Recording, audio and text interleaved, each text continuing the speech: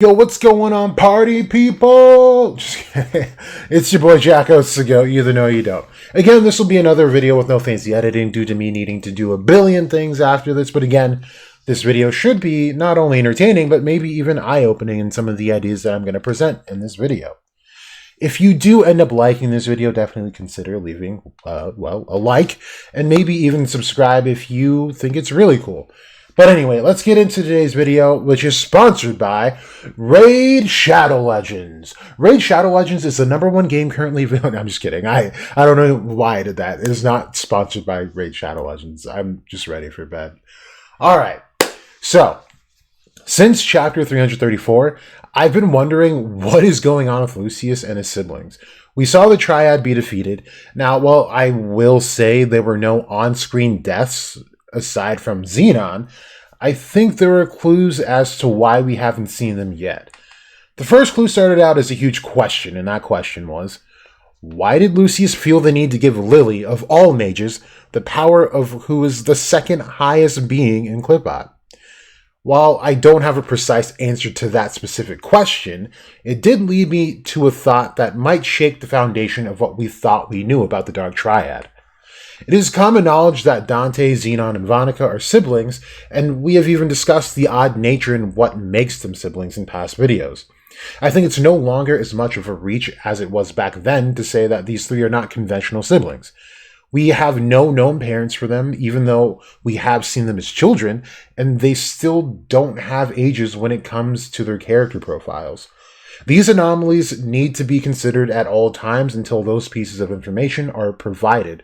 But along with those, I went back and saw how a lot of the fandom has referred to Asta, Noel, and Yuno as the Light Triad due to their ideologies and overall goals, but then I realized that our main trio was actually more similar than they were different when compared to the Triad. Of course, their end goals are massively different. Then I dove into their character traits and came to a pretty unique perspective. The perspective is that the Dark Triad that we know are not Lucius's actual siblings, but instead they are a means to an end created by Lucius from his real siblings. Remember in past videos, the idea of the Triad and their origins had all stemmed from Lucius in that they were three different aspects of himself. Recently, it had shifted to just Xenon being an incarnation, or a type of incarnation of Lucius, Dante being a type of incarnation of Nox's father, and Vonica being a type of incarnation of the Witch Queen. While I still think these could be true, I think this new idea is worth some consideration. I believe Lucius has the ability to separate the light and dark traits of any given person, just as he did with himself. If we take this idea, then apply it to the Dark Triad, then what exactly would the Light Triad look like? Because I can at least be certain that it's not our protagonists. If we remember the video about the Jungian shadow and the dark psychology of the Triad, then we already know that we all have one, but it is more often than not left unrealized by the main personality. The shadow doesn't necessarily have to be negative in nature and can absolutely be positive.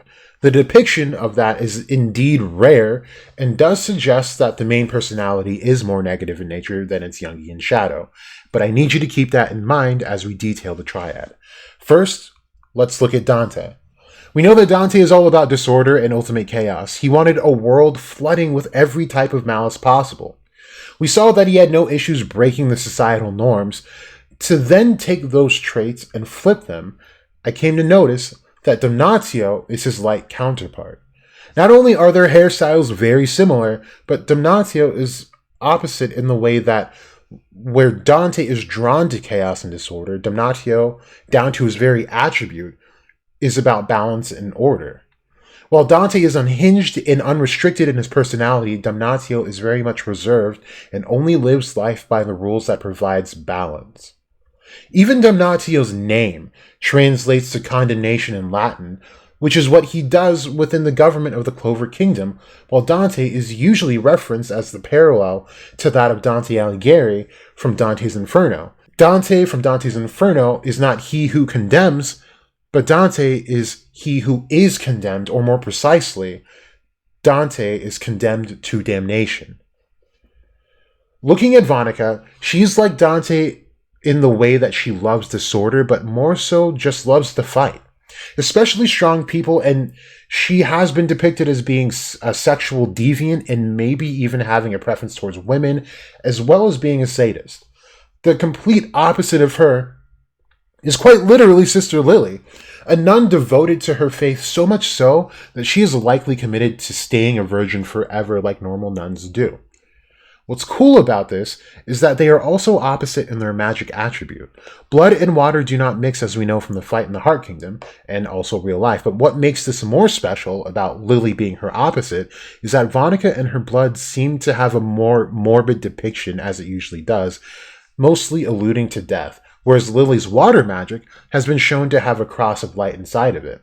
And aside from dark psychology in the video I made on it, I also talk about the alchemical science of the Triad, and from that we should know that water is a substance that brings life. This is also obvious since even in science, the quest for a habitable planet outside of our solar system is driven by the quest for water. Last, and certainly not least, let's look at Xenon. Xenon wanted nothing more than to be the absolute best so that he could protect his kingdom, but due to the nature of his family and seemingly pre-written destiny, he was almost forced into being one of the driving forces of evil. His light counterpart would then be Lucius, but this is where the Jungian shadow concept is flipped. As I said in the beginning of this video, I needed you to remember that the Jungian shadow does not always mean that the underlying shadow is negative.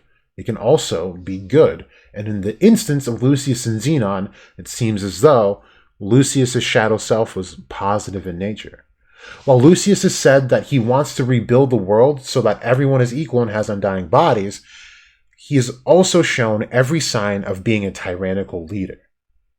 But now let's draw all of these things in together because this is actually kind of insane.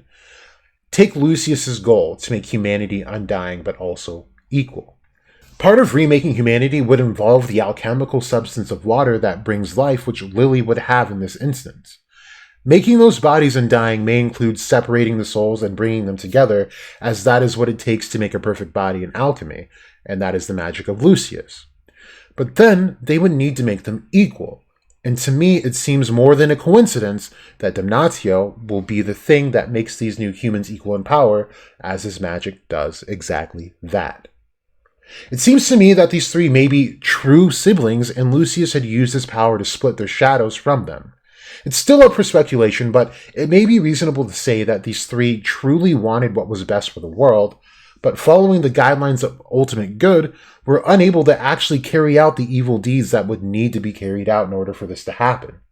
So Lucius could have used his power to drag out these shadows, and through some combined effort, they were able to achieve full bodies, not undying, but just full bodies, able to contract with the highest devils to draw out its evil forces for their use later in this final saga to reign in this seemingly twisted sense of peace.